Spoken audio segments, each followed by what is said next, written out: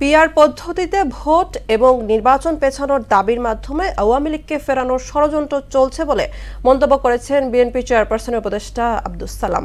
BNP chairperson Khaleda জিয়ার ৮১তম জন্মদিন উপলক্ষে শিশু একাডেমিতে জিয়া শিশু কিশোর মেলা আয়োজিত আলোচনা সভায় তিনি এই কথা বলেন। অনুষ্ঠানে খালেদা জিয়ার আপসহীন নেতৃত্বের কথা স্মরণ করেন বিএনপির প্রান্তিক জনগোষ্ঠী উন্নয়ন বিষয়ক সম্পাদক M A Malek. M R আসাদের রিপোর্ট।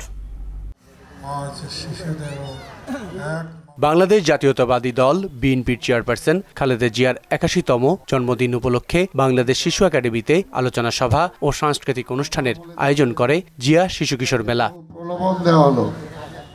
আলোচনা সভায় বিএনপির প্রান্তিক জনগোষ্ঠীর উন্নয়ন বিষয়ক সম্পাদক ও সাবেক জাসার সভাপতি বলেন, বাংলাদেশের রাজনীতিতে খালেদা জিয়া ধৈর্যের প্রতীক হয়ে থাকবেন। একটি স্বার্থান্বেষী দলের ইতিহাস তুলে ধরে তাদের পিআর পদ্ধতিতে ভোট চাওয়ার সমালোচনা করেন তিনি। ধৈর্যের প্রতীক বেগম খালেদা জিয়া। আমি ধৈর্যের প্রতীক শব্দটি এই কারণে ব্যবহার করছি যে যার ধৈর্যের মধ্য দিয়ে আমাদের ৬০ জীবনের শিক্ষা, আপনার আমার ৬০ জীবনের শিক্ষা এখানে নিহত হয়েছে।